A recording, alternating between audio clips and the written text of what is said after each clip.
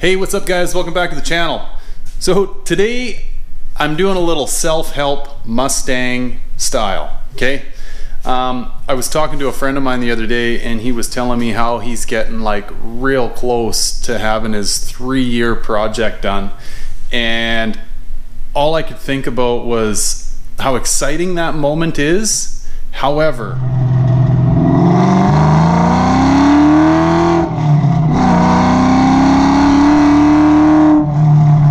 you need to keep in mind that you're like at least 100 yards away from the finish line still to that point, right?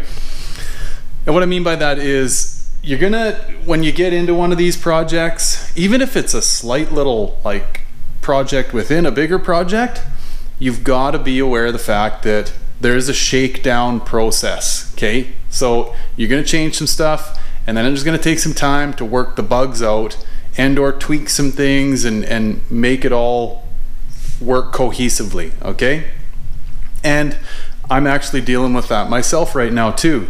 So maybe what I'll start off by telling you here is, okay, so I changed out my clutch cable and Quadrant. For those of you that haven't seen that video, I'll try to link it up here for you. So brand new standard clutch cable. It's came from LMR and it's, you know, fits 79 through 04 or something, I believe it is. And anyway, it's a adjustable, there's a threaded portion on the bottom side that slides into your clutch fork. So there's a threaded portion that you can adjust the clutch down there. And then I've also got the adjustable, the Firewall Adjuster. Now when I put it in, I thought, geez, you know, this threaded portion of the bolt, I'll get under there and show you too what I'm talking about, but I thought the threaded portion seems really long, which is kind of nice when you're thinking about adjustability. But what ended up happening is it was really close to the inspection cover. The bolt actually almost bumped up against the back side of the inspection cover, which can actually keep your clutch fork from going through its full motion. Now I just went through doing this and I was thinking about doing this video and I wasn't sure how I wanted to bring it forth to you guys, but anyway, after I did this I thought, yeah, you know what, I'm gonna jump on here and talk about this stuff. So I was just under the car cutting off the back side of this adjustable threaded portion on the clutch cable, and like I say, the reason being was it was too close, or it was bumping up against the inspection cover. So maybe what I'll do, I'll get you underneath the car here and I'll try and give you a visual of what I'm talking about. All right, so this is where the cable comes through to the clutch fork, okay, and you can see this threaded portion here. Now the piece I cut off used to come out to about here, and what ends up happening, at least in my case, is when this inspection cover goes on,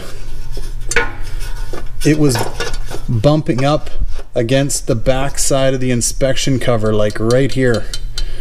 And depending on how I adjusted it, I couldn't even get the inspection cover on.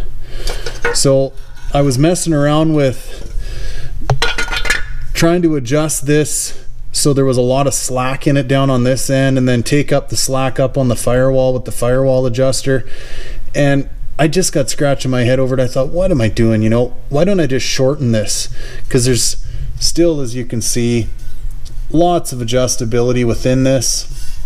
And I don't know if this is something that other folks have ran into or not, because this is a standard clutch cable for 79 through 04, and for whatever reason in my situation it's almost as if it was a little too long, so I ended up having to cut this off.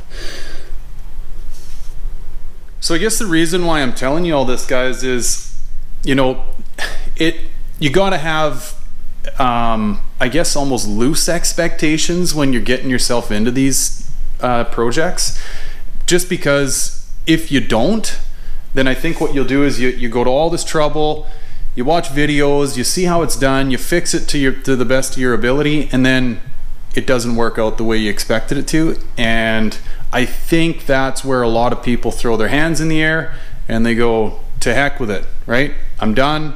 And then the car sits in the garage or beside the house, collects dust and rust and whatever else. And next thing you know, you got a car that it weighs on your mind, right? So I guess, yeah, before you bail into any of this, guys, just try to almost have low expectations, or at least have the expectation that once you're done all the work, you very well may have to double back, make some adjustments, make some tweaks, just so you can get it right, okay?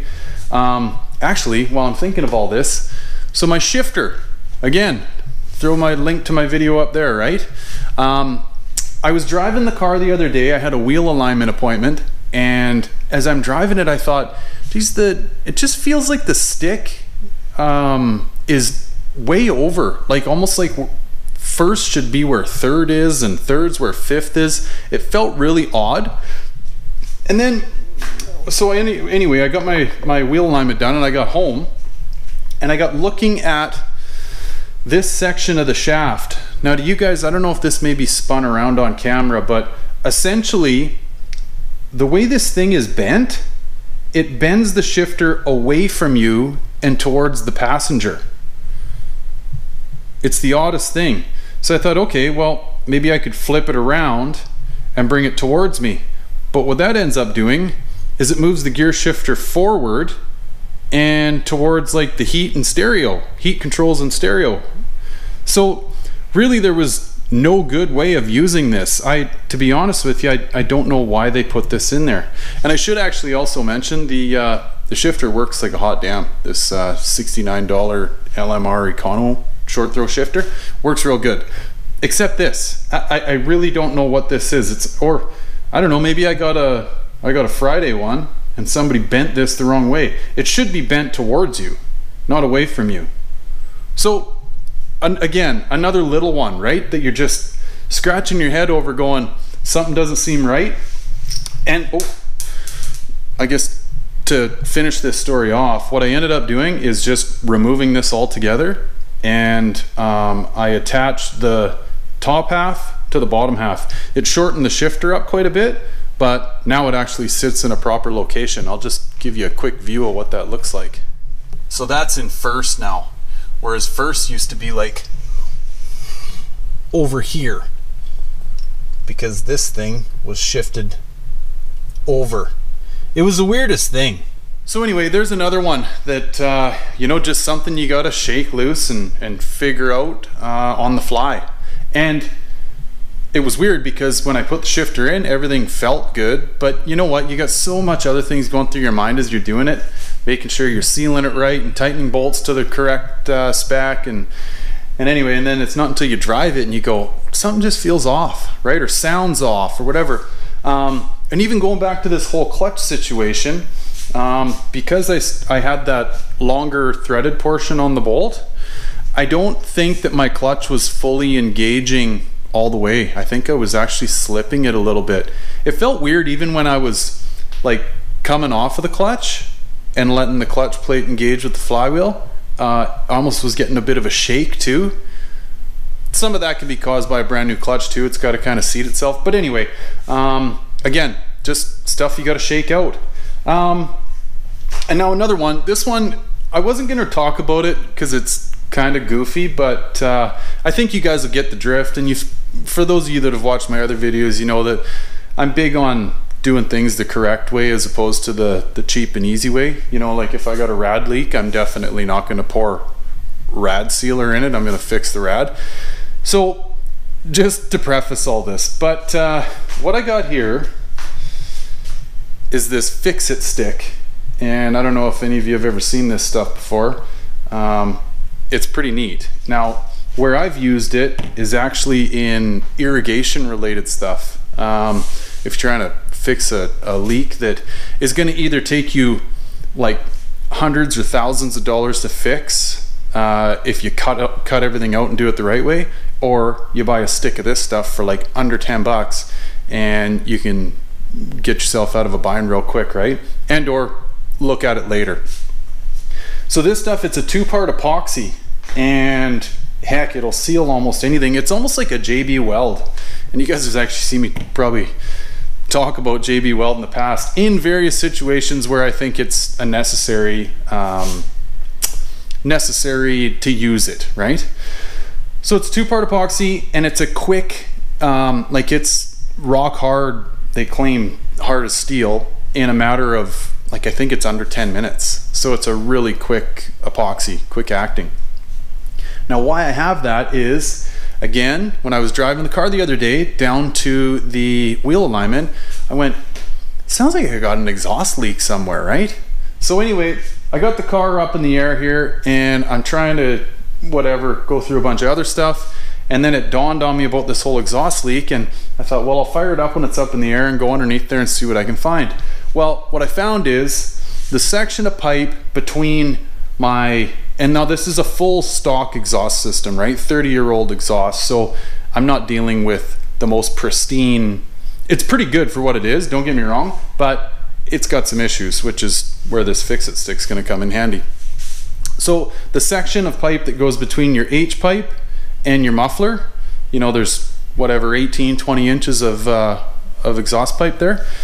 Right at the top, and it's actually where the pipe has been rolled and electrically welded along the top, it is like almost separated.